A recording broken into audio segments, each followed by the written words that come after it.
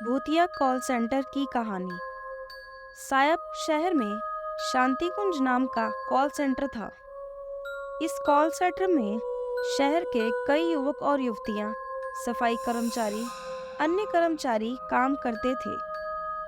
इस call centre में बहुत सारी प्रोसेस थी, जैसे कि मोबाइल के प्रश्नों के उत्तर के लिए, ऑनलाइन फूड ऑर्डर के लिए प्रश्न के उत्तर दिए जाते थे, सिम कार्ड से संबंधित जानकारी और प्रश्नों, बैंकिंग सेवाएं से संबंधित जानकारी के लिए प्रश्नों के लिए आदि। युवक युवतियां सुबह 6 बजे से लेकर रात को 9 बजे के बीच काम करते थे।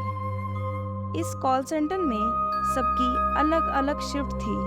किसी की 3 से 6, किसी की 6 से 2 और किसी की 9 से 3 आदि। सबसे अंतिम शिफ्ट थी 10 से 9 की। उसके बाद कोई भी काम नहीं कर सकता था। अगर किसी का काम अधूरा रह गया तो वो अगले दिन सुबह जल्दी आकर काम खत्म कर लेता था, लेकिन रात को रुकते नहीं थे। शाम को 9 बजे के बाद इस कॉल सेंटर के नाम की तरह चारों ओर शांति का वातावरण छा जाता था। यह शांति के वातावरण के साथ ही यहाँ पर कुछ प्रेत आत्माएं रात को आवाज करती और भय का माहौल फैलाती, ऐसा आसपास के लोगों का कहना था। कुछ लोग तो यह भी कहते थे कि उनका घर कॉल सेंटर से थोड़ी दूरी पर है। फिर भी रात को किसी के रोने की, हंसने की आवाजें पूरी रात सुनाई देती हैं। ये आवाज सुबह 2 से 4 तक चलती। कॉल सेंटर के कुछ कर्मचारी तो शाम के 6 बजे ही डरने लगते थे। ठीक 9 बजे सारा कॉल सेंटर खाली हो जाता। सिक्योरिटी गार्ड भी रात को रुकते नहीं थे। उनकी ड्यूटी सुबह से शाम तक की होती थी। रात की शिफ्ट ना होने के कारण इस कॉल सेंटर को काफी नुकसान होने लगा। काम लगातार बढ़ने लगा और नौबत यहाँ तक आ गई कि इस कॉल सेंटर के मालिक ने अपना बिजनेस बेचकर किसी और व्यक्ति को दे दिया था। उस व्यक्ति का नाम था मनोज कुमार। मनोज कुमार को पुराने मालिक पूरे स्टाफ ने बताया था कि वह रात की शिफ्ट ना रखे, लेकिन मनोज कुमार ने उनकी एक नहीं सुनी। मनोज कुमार भूत प्रेत पे विश्वास नहीं करते थे। उन्होंने कुछ कर्मचारियों, युवक युवतियों को रात की शिफ्ट में काम करने के लिए दुगनी तनख्वाह देने का वादा किया।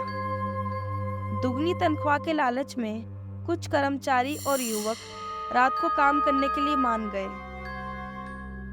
अगले दिन शाम को जब रात की शिफ्ट चालू हुई तब कुछ लोगों को डर लगने लगा, लेकिन दुगनी तनख्वाह के उत्साह में सब काम में जुट गए। रात के ठीक 12 बज चुके थे। सिम कार्ड प्रोसेस के कुछ युवक हेडसेट पहनकर कॉल ले रहे थे और ग्राहकों की समस्या का समाधान कर रहे थे। रात में कॉल्स लेते लेते एक युवक को भूख लग गई। वह खाना खाने के लिए नीचे गया। उस युवक का नाम था सुनील। कॉल सेंटर से काफी दूरी पर एक चाइनीज रेस्टोरेंट था। वहां पे सुनील ने चाइनीज ऑर्डर किया। थोड़ी देर में सुनील के पास एक दूसरा युवक आया, जिसने अपना नाम विशाल बताया और कहा कि वह इसी कॉल सेंटर में रात की शिफ्ट में ऑनलाइन फूड ऑर्डर प्रोसेस में काम करता है। दोनों ने चाइनीज खाते खाते काफ़ी बातें की और फिर दोनों साथ में कॉल सेंटर की तरफ जाने लगे। विशाल कुछ देर चलने के बाद सुनील के पीछे पीछे चलने लगा। सुनील अपनी बातों में इतना मशरूफ था कि उसे पता ही नहीं चला कि पीछे कोई है या नहीं। कॉल सेंटर बस अब थोड़ी ही दूरी पर था और सुनील ने पूछा, विशाल तुम सुन रहे हो ना? सुनील ने पीछे मुड़कर देखा तो विशाल नहीं था। यह देख सुनील बहुत डर गया और जितना तेजी से हो सका वहां से भागा। बीच में उसको यह भी एहसास हुआ कि पीछे से उसके पैर कोई खींच रहा है, लेकिन उसने अपने आप को छुड़ाते हुए कॉल सेंटर की तरफ भागना ठीक समझा। बस वो कॉल सेंटर पहुंचने ही वाला था कि तुरंत उसने अपनी नज़रों के सामने एक भयानक चेहरा देखा और उसको देखकर बेहोश हो गया। रात को सभी सिक्योरिटी स्टाफ डर के मारे सो गए थे, इसलिए किसी ने सुनील को नहीं देखा। अगले दिन सुबह कुछ कर्मचारियों ने सुनील को जगाया और बेहोश होने का कारण पूछा। सुनील ने रात की सारी बातें उनको बताई। मनोज कुमार के अलावा सबको यकीन हुआ, लेकिन मनोज कुमार ने कहा, बेटा, यह सब एक भ्रम है। तुम्हारे मन में जरूर कोई बुरा ख्याल आया होगा, इसलिए तुम्हें ऐसा लगा होगा। रात की यह घटना के बाद सुनील की तबीयत इतनी खराब हो गई थी कि उसको अस्पताल में भर्ती करना पड़ा। उसके दूसरे दिन फिर कुछ ऐसा ही डरावना होने वाला था। ऑनलाइन फूड ऑर्डर प्रोसेस के युवक एक दूसरे के साथ मस्ती करते करते कॉल ले रहे थे और ग्राहक के प्रश्नों का उत्तर दे रहे थे।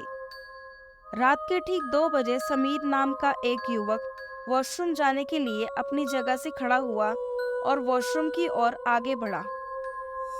आज के लिए इतना ही। आगे की कहानी सुनने के लिए भाग 2 कल आएगा।